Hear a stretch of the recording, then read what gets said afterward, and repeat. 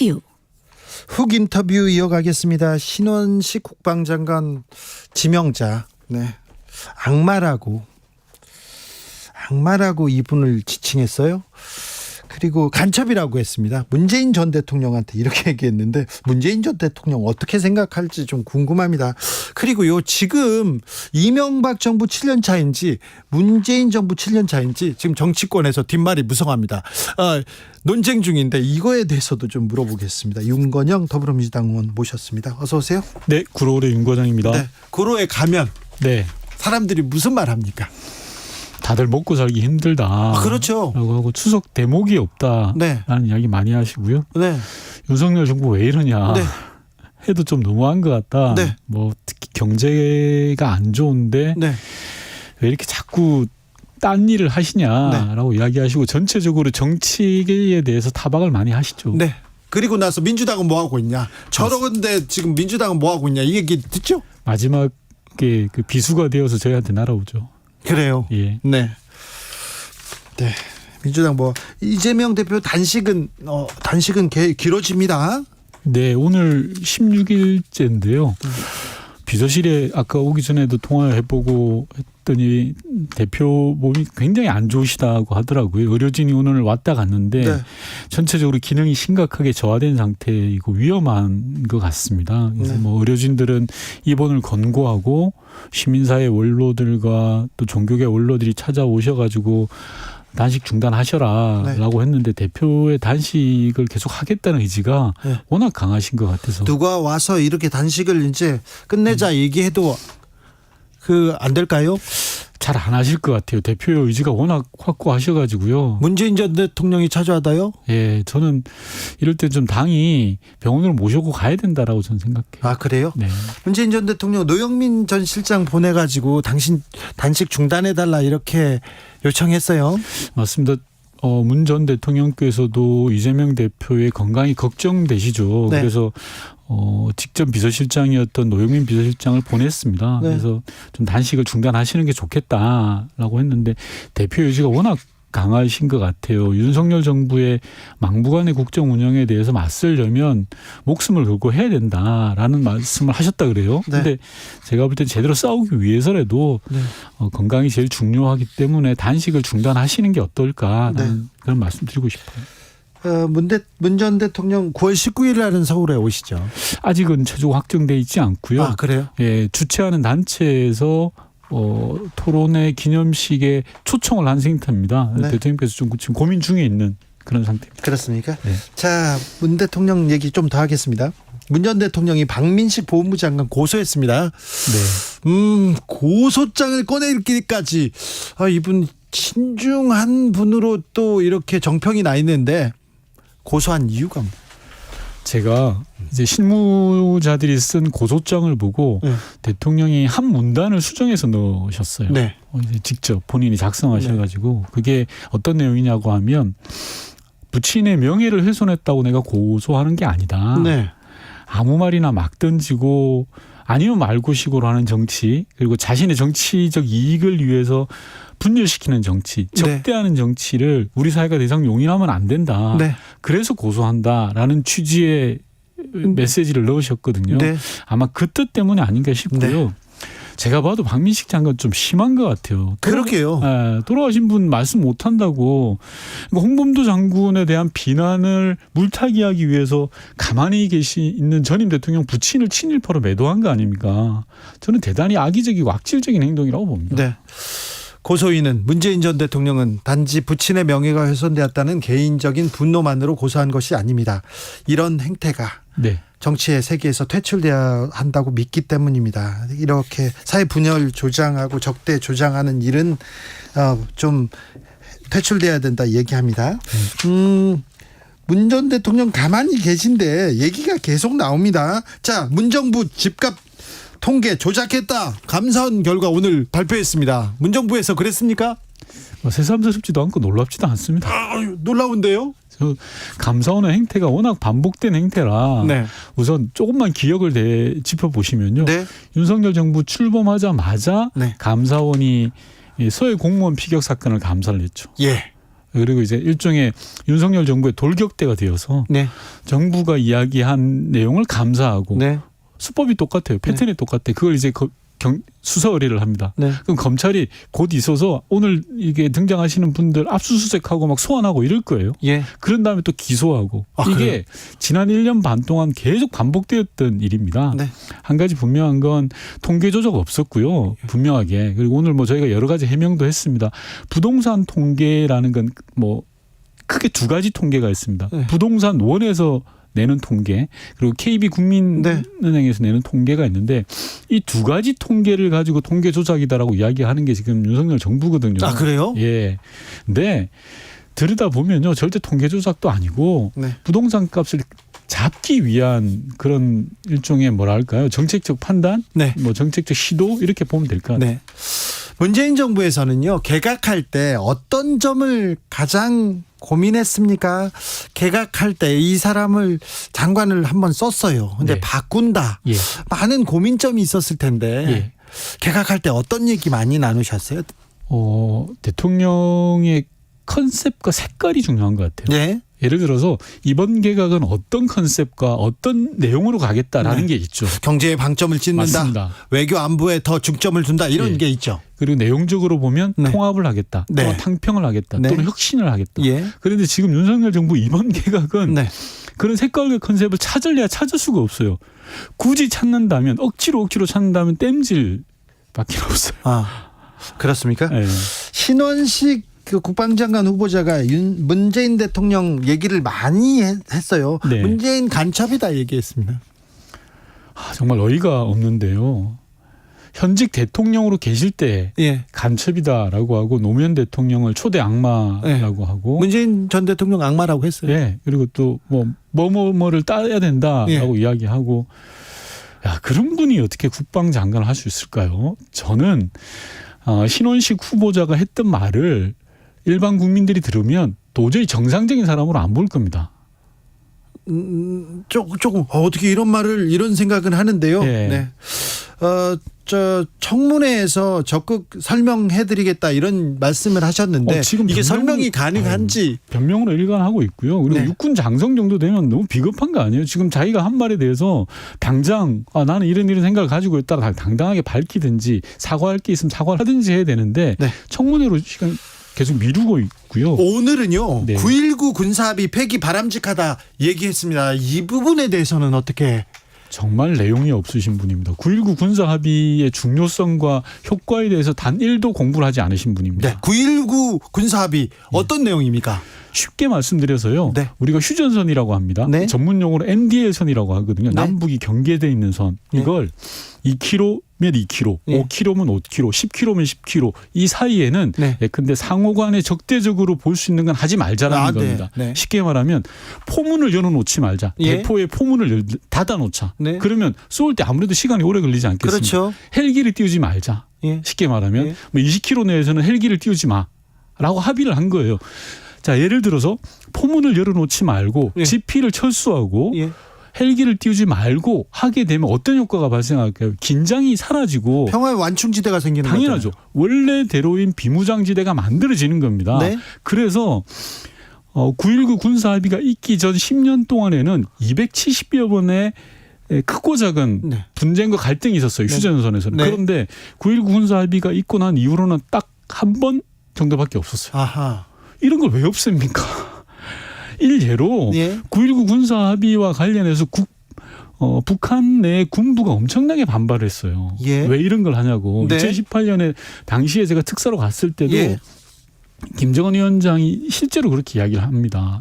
우리 군 내에서 이런 건 너무 반발하고 있다라고 하는데 남북 양 정상 간의 합의로 9.19 군사합의가 이루어진 거거든요. 예. 그걸 왜 없애요? 네. 전 좀 공부 좀 하셨으면 좋겠어요. 네. 아무튼 굉장히 중요한 그 네. 합의인데 그 평화로의 진전이다. 새로운 관문을 열고 나갔다 이런 얘기인데 지금 국방부 장관 지명자가 그렇게 말씀하셨습니다. 저는요. 네. 그 국방부 장관의 사람의 자격의 문제도 있지만 인사 검증의 문제도 크다고 봐요. 왜냐하면 네. 진행자께서 말씀하신 장관급 인사들은 인사검증을 치밀하게 하거든요. 네. 저희 때만 해도 200문항이 넘는 문항을 다 체크를 합니다. 네. 만약에 이 국방부 장관 후보인 신영식 후보에 대한 이런 내용들을 네. 인사검증단, 법무부 한동훈 인사검증단이 몰랐냐, 네. 아니면 알고도 지명한 거냐, 네. 라는 건 따져야 됩니다. 네. 몰랐다도 문제고 알았고도 지명했다면 더 큰 문제죠. 네. 사실은. 신영식 지명자 오늘은요 해병대원 순직 사건에 대해서 안타깝지만 손잡고 가다가 웅덩이에 푹 빠져서 죽음을 당했다. 이게 8명의 징계자가 낼 만큼 어마어마한 군의 과오냐 이런 얘기를 했더라고요. 그게 우리 군 50만 현역 장병을 이끌어가는 국방부 장관이 해야 될 말입니까? 그 말을 듣는 자식을 군에 보낸 부모의 입장은 어떻겠습니까? 네. 국가를 위해서 헌신하고 국가를 위해서 희생하라고 군에 보냈는데 네. 가다가 푹 빠져가지고 죽은 걸 어떡하냐라는 식으로 그렇게 무책임하게 이야기하는 사람을 어떻게 저는 국방부 장관 후보로 임명하는지 모르겠어요. 지명하는지 모르겠어요. 장병 하나가 죽었다지만 어떤 사람한테는 이 장병이 모든 것이에요. 그럼요. 절대이고 이런 말을 네, 이거는 좀 그렇습니다. 유인촌 장관 지명자는 어떻게 보십니까? 사람 안 바뀌어요. 네. 사람 잘 바뀝니까? 네, 안 바뀌죠. 네, 사람 안 바뀌어요. 네. 연세가 드시고 뭐 이런 것 떠나서 사람 안 바뀝니다. 네. 막말 장관이고요. 네. 블랙리스트에 배후에 있었다는 의혹을 받고 있잖아요. 예. 절대 안 바뀝니다. 네. 저는 이번에 윤석열 대통령이 한 인사를 특징을 딱 꼽으라고 하면 재활용 내각 같아요. 재활용이요? 예. 네. 100% MB 분들 막 쓰잖아요. 뭐 유인촌, 김대기, 김은혜, 김행, 추경호, 이주호 다 이명박 정부 때 사람들였습니다. 왜 이렇게 쓰는가 제가 생각을 해봤어요. 네. 첫 번째 사람이 없어요. 사람이. 예, 윤석열 대통령 주변에 능력 있는 사람이 있으면 이렇게 안 쓰죠. 왜 새로운 참신한 사람을 쓰지 지나간 분들을 쓰겠습니까? 지나가는데 그때도 좀 좋은 평가를 받거나 이거 잘했다는 분을 쓰면 또 고개를 끄덕일 텐데 저는 차라리 네. 검사 출신 쓰셨으면 좋겠어요. 그렇죠. 근데 왜 그런 사람을 쓰는지 아세요? 왜 그래요? 말을 잘 듣기 때문에. 말을 잘 들어요? 예. 왜요? 대체로 올드보이들인데 이분들은 잘 보십시오. 예. 이동관, 유인촌 이분들은 MB 정부 때 일종의 돌격대 역할을 하셨던 네네. 분들이에요. 이명박 대통령의 언론 장악에 네. 돌격대라고 비난을 받았던 분들이잖아요. 네네. 지금 윤석열 대통령에 필요한 건 일종의 돌격대라고 보시는 것 같아요. 대통령이. 지금은 싸울 때라고 보시나요? 예. 그러니까 그리고 제가 여러 차례 말씀하는데 검찰총장을 하셨잖아요. 네. 검사들은 검사 동일체라는 게 있습니다. 그렇죠. 상관의 명령에 절대복종, 상명하복. 장관 동일체, 내각 동일체라는 생각을 갖고 계신 건 아닐까라는 생각을 하는 겁니다. 그런 의심이 드는 거죠. 네. 왜 이런 사람들만 배치를 하는가라는 걸 생각해 보면. 네. 네. 김행 여가부 장관 지명자는 굳이 말하면 또 박근혜 정부에서 대변인을 했으니까 MB계에서는 거기서는 빼겠습니다. 네. 주진우 라이브는 진실을 중요하게 생각하니까요. 그거는 고치세요. 네. 네. 자, 그런데요. 그러면 유인촌, 신원식 이런 분들 왜 국민 정서에 국민 눈높이에 미달인 사람들이 이렇게 계속 청문회에 올라오는데 민주당은 이런 사람들 문제 있다고 하는데 그럼 청문회 때 잘 막거나 낙마시켜야 되는 거 아닙니까?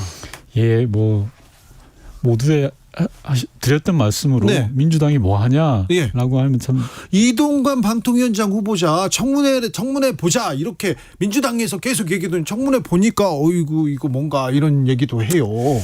입이 10개라도 할 말이 없죠. 저희가 윤석열 정부의 폭정을 제대로 막지 못하고 있고 네. 이런 문제 많은 장관 후보자들을 어떻게 하든지 네.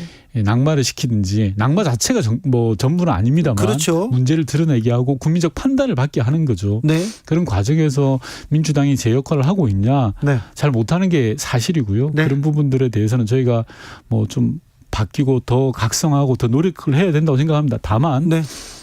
이분들이 자료조차도 안 내요. 안 내요? 예, 후보자들이 네. 장관 후보자들이 그리고 이제 막 가는 겁니다. 국회에서 동의하지 않고 장관 청문회에서 부적격이다라고 네. 이야기해도 그냥 임명해 버리잖아요. 그래요.